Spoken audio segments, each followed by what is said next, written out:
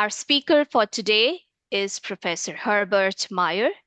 Professor Mayr studied chemistry at the University of Munich, LMU, and obtained his PhD in 1974 under the direction of R. Huizgen.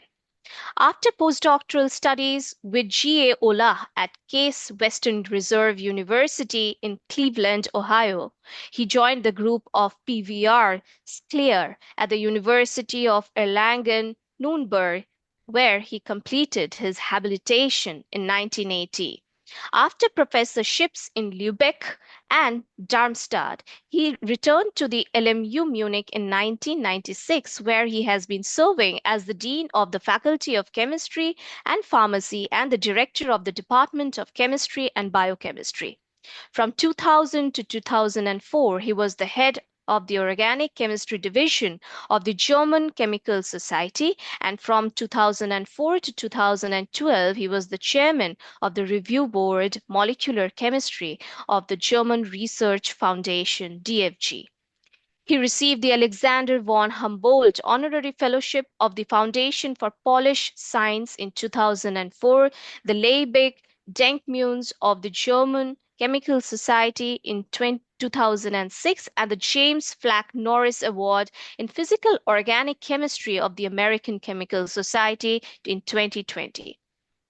Professor Mayr is a member of the Bavarian Academy of Sciences and the German National Academy of Sciences, Leopoldina. His research interests focus on quantitative approaches to organic reactivity, including the development of reactivity scales which are applied on organometallic and organocatalytic reactions, as well as on ionic polymerizations. Thank you so much, Professor Mayr, for joining us. The stage is all yours now. Yeah. Thank you. Well, ladies and gentlemen, thanks again for joining this meeting. In the next 30 minutes, I would like to show you that you can assign a nucleophilicity parameter N to the compounds on the top line here, and that you can assign an electrophilicity parameter to the compounds on the right side. And when you arrange them in the way shown here, that you increase reactivity from left to right for the nucleophiles, and that you increase electrophilicity from top to bottom on the right side, then you come to a picture where you can find that most synthetically used reactions are in this green corridor. So this means when you have combinations of weak nucleophiles with weak electrophiles, you end in this blue part of the picture. No reaction will take place at 20 centigrade. When you have reactions, when you combine strong nucleophiles with strong electrophiles, you end up in the red part. This means these are diffusion-controlled reactions, and they are usually unselective. Now let me show you how this scheme was developed. Let us start about 100 years before. When Sir Christopher Ingold studied the mechanisms of aromatic and aliphatic substitutions, he realized that most of these reactions are characterized by the reactions of electron-deficient molecules, which he called electrophiles, with electron-rich molecules, which he called nucleophiles. And on the basis of these results, he formulated the electronic theory of organic reactions in a review in 1934. And this is the basis how we still treat organic reactivity nowadays. So I think Ingold was the most important, or one of the most important contributors to organic reactivity in the 20th century. So you may wonder, why did Ingold never win the Nobel Prize? If you are interested in this question, you can read a recent paper by Jeff Seaman and Restrepo explaining the reasons why even eminent chemists miss the Nobel Prize. Okay, this is an interesting essay which I can recommend to you. Now, this is 1934. It was 20 years later when Swain and Scott studied the rates of nucleophilic substitutions, SN2 reactions, and they developed a nucleophilicity scale based on the nucleophilicity of water, which was termed as 0. Another 20 years later, Ritchie studied the rates of reactions of stabilized carbocation, not only trityllium ions, also other species, with nucleophiles, and he formulated the so-called constant selectivity relationship. Again, water was taken as 0. Now, this period was the golden period of physical organic chemistry. Many other chemists also contributed to the development of nucleophilicity scales. And so at the beginning of the 1980s, there were extensive data on reactivities of N-nucleophiles. So as you can see, hydroxide, alkoxide, cyanide, amines, and so on. But surprisingly, quantitative data on nucleophilic reactivities of alkenes and related pi systems have not been known at that time. And actually, I was not planning to study these reactions. I was focusing on carbocation cycloadditions, and for that purpose, I had needed information about the Lewis acidity of certain Lewis acids. And for that purpose, I was asking my graduate student Reinhard Schneider to titrate benzhydryl chlorides. You see, this is done very easily here in this way because we'd have a colorless covalent starting material. And when we titrate this with boron trichloride, we get to a red solution, which is ionic. And so we can follow this ionization by photometry and by conductimetry. So Reinhard Schneider was supposed to do this reaction, and accidentally I was standing behind him when he was doing this experiment, and I asked Reinhard, "What are you going to do with this solution now?" Well, he answered, "Titration is finished, and so I will dispose the solution." And then I said, "Well, hold on for a minute. We have been using this olefin for a while for competition experiments, and then I injected this olefin into his solution, and what we saw was immediate decolorization and formation and breakdown of conductivity. So we had quantitative formation of this adduct. You may ask, how is it possible that a stabilized carbocation, which you have here, gives a much less stabilized cation here? But the reason is quite simple. You are forming a new sigma bond from a pi bond here, and this is the driving force of this reaction. And because you are making now a less stabilized carbocation, this can irreversibly trap a chloride ion, and for that, and so you are getting a quantitative yield of this addition product. And since it was so easy to follow this reaction, I said, well, Reinhard, let's try to work out a kinetic method for the reactions of carbocations with olefins, because those reactions, which were important in polymer chemistry, have not been known quantitatively. Okay, so Reinhard studied the reactions of not only this dimethoxy substituted benzhydronium ion, but also of methoxy, phenoxy, methoxymethyl, monomethoxy, monophenoxy, and also dimethyl substituted benzhydronium ion. The result, reactivity increased by a factor of 100,000 from dimethoxy to dimethyl. This was not surprising. It was in line with expectations on the basis of Hammett's sigma values and expected rho values. And so this was not a big surprise. But when we did the same reactions with allylsilane and methylene cyclopentane, we realized that the relative reactivities of these pi systems was exactly the same with the dimethoxy substituted system and all the other benzhydronium ion. What does this mean? Well, we have a nucleophilicity scale here. Styrene, less reactive than allyl-silane, less reactive than methylene cyclopentane.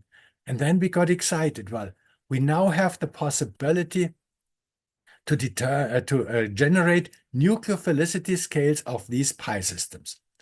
And then we started beta-methylstyrene. And this was disappointing because now you see beta-methylstyrene reacts about 10 times more slowly with this dimethoxy substituted benzhydronium ion. It reacts exactly with the same rate as styrene with the dimethyl substituted system. And when we did competition experiments, we noticed that beta-methylstyrene is even 5 times more reactive. So the answer to the title question is quite clear. Universally valid nucleophilicity scales do not exist. What to do now? Since we had now this nice kinetic method, we thought we should just go on. And here you see the methods we were using. We were using ordinary UV-vis spectroscopy with fiber optics for studying reactions which are taking place in the minute to hour time scale. When we had reactions in the millisecond to a second time scale, we were using stopped flow techniques. And I'm most grateful to Professor Kobayashi, and he joined our group and set up our own laser flash equipment. And in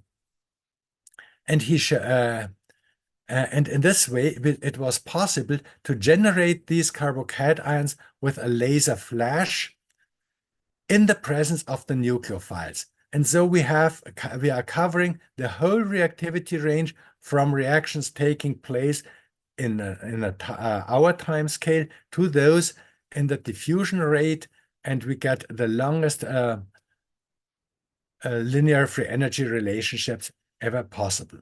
Okay, so we took this dimethoxy substituted benzhydronium ion and we started the reactions with different nucleophiles. And as you can see here, we started reactions with ordinary alkenes, with allyl-silanes, with heteroarenes, with acylated enol ethers, ketene acetals. And when we tried to study the reactions with cyclic ketene acetals, with enamines or with carbanions, we realized that they all react with similar rates. Reason? We do not any longer have an activation energy. Rate is controlled by the diffusion rate. So we cannot differentiate the nucleophilicity of these nucleophiles with this reference electrophile. On the other hand, when we have weakly stabilized nucleophiles on the left side, no reaction takes place, or at least they are so slow that we cannot follow them. And the result is bimolecular reactions in solution open a window of approximately 14 powers of 10, and we cannot generate a comprehensive scale of nucleophilicities. So what can we do when we also want to study reactions of those nucleophiles? Well, we should not use one reference electrophiles, but we have decided to take 29 nucleophiles. 29 electrophiles, which you see on the bottom. On the bottom, you see only 8 representatives, and you see that their electrophilicity changes quite dramatically. Here, when you have an electron accepting group, you have a very strong electrophile. You replace that by a methyl group. This means you stabilize the benzhydronium ion. Electrophilicity goes down. Methoxy is an even better electron donor. Electrophilicity is even lower. Amino groups are better electron donors, weaker electrophiles. And here you see O- is an even better electron donor. And what you can see, these are resonance structures of quinone methides. And so they are very weak electrophiles. And so we have electrophiles which differ widely in reactivity. But at the same time, you see that we are keeping the steric surroundings of the reaction center constant. And so all effects we are observing are of electronic nature.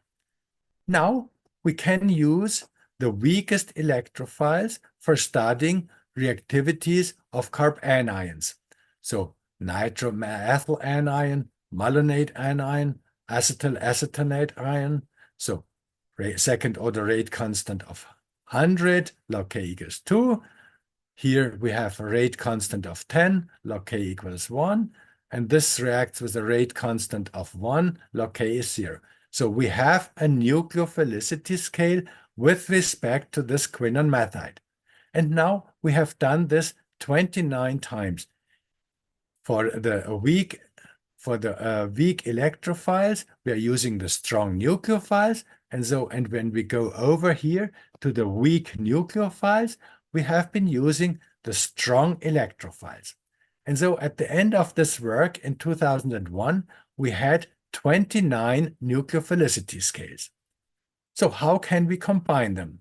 Well, we have just defined electrophilicity of the dimethoxy-substituted benzhydronium ion is 0. This is definition. And also we have defined the slope of one of these correlation lines as 1.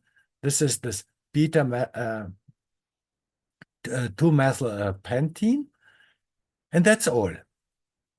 And now we have done least squares analysis. This means we have been shifting these vertical lines. Each of those corresponds to 1 benzhydronium ion. We have been shifting those in a way that the second order rate constants perfectly or best match these linear correlation lines. I repeat it again. There is no assumption in this picture. There's no approximation. The only thing is measuring second order rate constants. Definition, electrophilicity is 0. Slope of that is 1, and then only least squares analysis. Now you may wonder, why don't we have all these correlations linear? The reason is just I wanted to impress you with the high quality of these correlations. And this is generally true. The true picture is shown on the next slide. You can now see that the correlations are really linear up to rate constants 10 to the 8th. After that, the correlation lines start bending because we are approaching the diffusion limit. Okay. And now you see also we have crossings. So how can we now combine all these? How can we express nucleophilicity? Since we have these linear correlations, how do you express the equation for linear correlation? Well, you say y equals c plus s slope times the value on the abscissa. This means log k equals nu plus s times e. This means if we have an electrophilicity of 0, this is here, this would be a nucleophilicity scale, right? This would correspond to a nucleophilicity scale.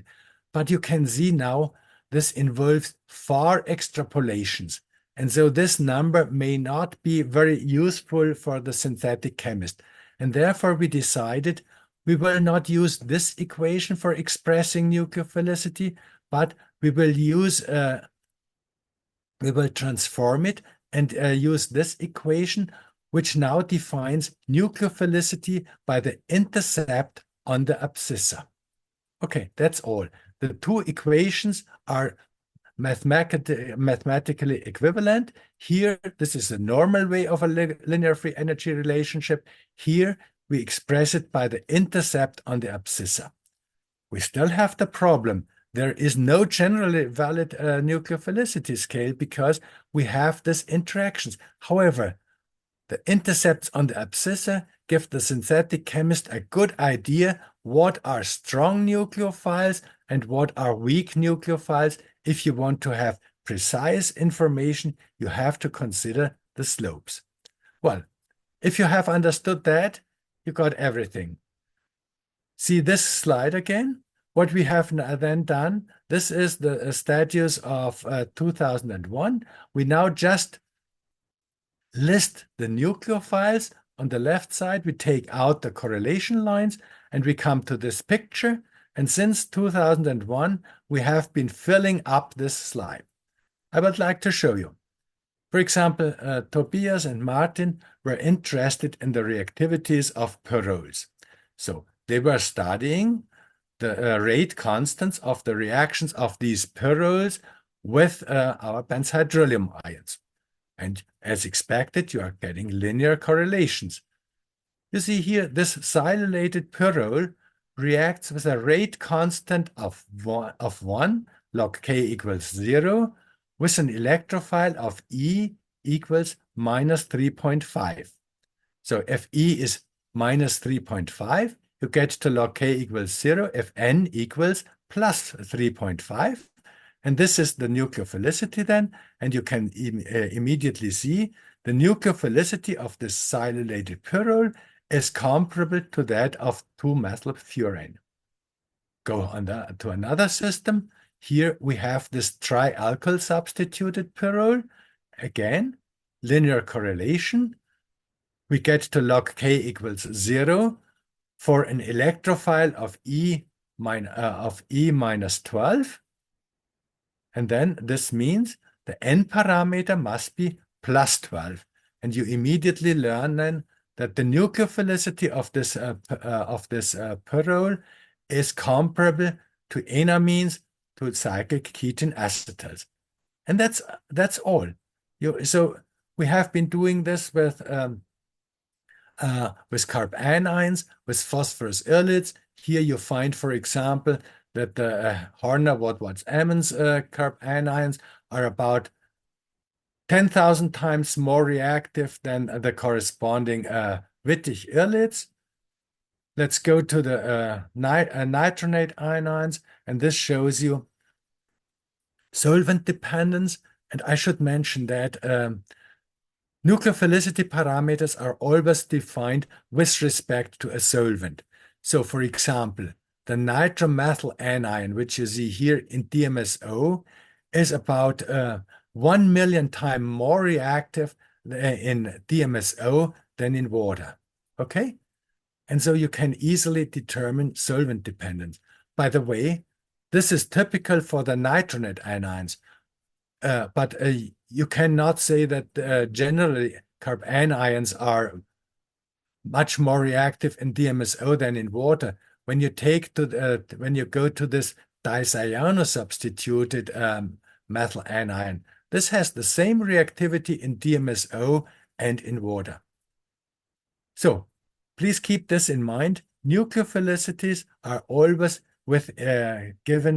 included in the N parameters. The E parameters of the reference electrophiles can be treated as solvent independent. This is not true for all electrophiles, but these highly delocalized benzhydronium ions can be the electrophilicity parameters. They are independent of the solvent. And so you can see here, here we have the parameters in water, correlations in water, here in DMSO, and the same electrophilicity parameters. Okay, now we can go on. For example, here we have transition metal pi complexes. You may recognize that this is a nucleophile, but how strong? Well, you simply do the correlation. You study kinetics with a series of benzhydronium ions. You find rate constant log K equals 0 for the reaction with an electrophile of minus 3.5, and so nucleophilicity is plus 3.5, and you see now this tricarbonyl ion complex has the same nucleophilicity as an allyl silane.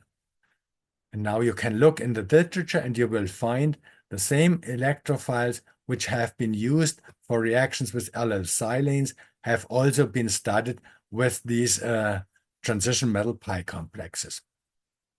Well, you can even do this. You can use the same electrophilicity scale for characterizing hydride donors. So, for example, borohydride and DMSO is directly compared to the dihydropyridines and to the silanes.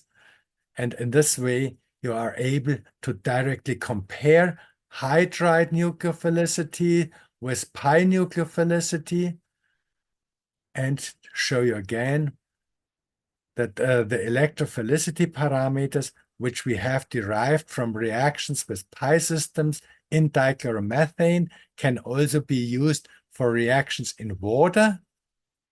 And you can directly see now the relative reactivities of amines and compare them with enamines with carbanions. So I have shown you some of the more than 1,300 nucleophiles which we have studied. But the question, of course, is, do these reactivity scales, which we developed from reactions with benzhydronium ions, also hold with respect to other electrophiles? Of course, we have been studying this at an early stage. Otherwise, we would not have spent the effort. So now we turn the thing around. We now study electrophilicities of these microacceptors. We select a series of nucleophiles and their nucleophilicity parameters, which we use as an abscissa now, have been derived from reactions with these benzhydronium ions. That's what I showed you at the beginning. And now we plot the rate constant. Now, according to our equation, we have to divide it by the Sn parameter. And you see, again, reasonably good correlations. They are not as perfect as those with benzhydronium ions, because now we are changing also the steric situation in the electrophile. Here, the steric situation is always constant. Here, we are changing it. But it is reasonably linear, and so we take the intercept on the abscissa again, and we find that this bisulfonyl substituted ethylene has a similar electrophilicity as the dimethylamino substituted benzhydronium ion. When we put a phenyl group here, reactivity goes down by factor 1,000,000. And this is typical, by the way, for all microacceptors we have studied. When you replace a hydrogen of a terminal methylene group by phenyl, reactivity goes down by a factor of 10,000 to 1,000,000 in basically all microacceptors we have studied. So we have been doing the same thing with iminium ions. Again, we are taking now ketene acetals and enamines as reference nucleophiles. Again, intercept on the abscissa gives us the electrophilicity parameters of the iminium ions, and you compare them to the benzhydronium ions. And so in this way, we got nucleophilicity scales, which allows you to compare nucleophiles of different classes of compounds, a comparison which is very tough to do intuitively. See here, this is the carbanion derived from Meldrum's acid, and we show that this has a similar nucleophilicity as this enamine and this sulfonium ylide, and the same nucleophilicity as this N-heterocyclic carbene, as this hydride donor, as isopropylamine and triphenylphosphine. When you know reactions of any one of these things, you can transfer it to the reaction of other things. And this is basically how our scales are used by most synthetic chemists. They know they have a new reaction, and they have reactions with one of the nucleophiles, and then they look, well, which other classes of compounds might be good reaction partners. Just look at the corresponding reactivities. I would like to show you now about the practical application. You can see here, this is the iminium ion. derived from Macmillan generation 1 catalyst and cinnamaldehyde. You can see here, we have here the nucleophilicity scale, and here we have listed electrophiles. And we have arranged the two scales in a way that systems which are on the same level give -5. So 16 minus 21 gives -5. Or 10 minus 15 is -5. In our equation, this means systems on electrophiles and nucleophiles on the same level will react with a rate constant of -5 Sn. Since Sn is typically between 0.6 and 1, this means these are reactions which are slow at room temperature. And now you do the following. Electrophiles now, therefore, will react with all nucleophiles above, but not with those below. Now, what do we know? When we generate this iminium ion as an intermediate, you can expect that it cannot be used for reactions with the nucleophiles below, but it has been reported that this iminium ion reacts with silylated enol ethers, with isonitriles, with allyl silanes, with pyrroles, with indoles, with Hunch esters, and so on. And so you can easily rationalize the observations which are reported in the literature. You cannot use this iminium ion for reactions with the highly reactive nucleophiles, because these nucleophiles will react with cinnamaldehyde faster than it forms the iminium ion. And so, with this information, you can now understand how we got to this picture. We have the nucleophiles on top, and the electrophiles are arranged vertically. And now look again how we arrange the scales. On the diagonal, you have E plus N equals 0. So this means on this diagonal, we know the rate constant is 1 log K equals 0. And this is a typical reaction which is used synthetically. When you let's take, for example, the reaction of an allyl silane. This when you go to weaker electrophiles from here, then you cross this line 10 to the -6. You may get into this blue range a little bit by raising the temperature, but not too far, because then you're getting problems with stability of the compounds. When you go down, from the reactions here, and then you come to you cross the border here, and you lose selectivity, stereoselectivity, chemoselectivity, and so on. And most synthetically used reactions are in this corridor. Now, you have to be aware of a very important rule.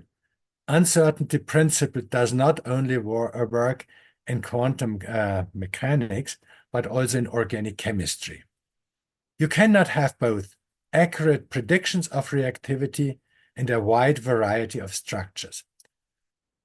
Physically organic chemists love high-quality correlations, but then we have only a narrow variety of compounds. So when I study the reactions with benzhydronium ions, I can make very precise predictions of reactivity, factor 2 or so, over a wide range of 20 orders of magnitude. But synthetic chemists are not so interested in benzhydronium ions. They require a wide variety of compounds, and for that reason, they have only qualitative concept. The compromise, which I was suggesting, let us use a semi-quantitative approach to polar organic reactivity. Now, I would like to show you a warning. You may remember that we used carbon electrophiles for characterizing nucleophiles. And we have been using carbon nucleophiles for characterizing electrophiles. So one of the reaction centers must be carbon when applying this equation. Don't use it for hetero-hetero bond-forming reactions, but I think about more than 80 or 90% of reactions used in organic chemistry involve carbon, and that this is not a severe limitation. Then avoid breaking sigma bonds in the electrophile. When you want to use it for SN2 reactions, you have to add an electrophile-specific susceptibility parameter, SE. We do not specify steric effects because this makes the whole thing complicated. Since the reliability of our equation is a factor 10 to 100, normal steric effects, minor steric effects are included in this uncertainty.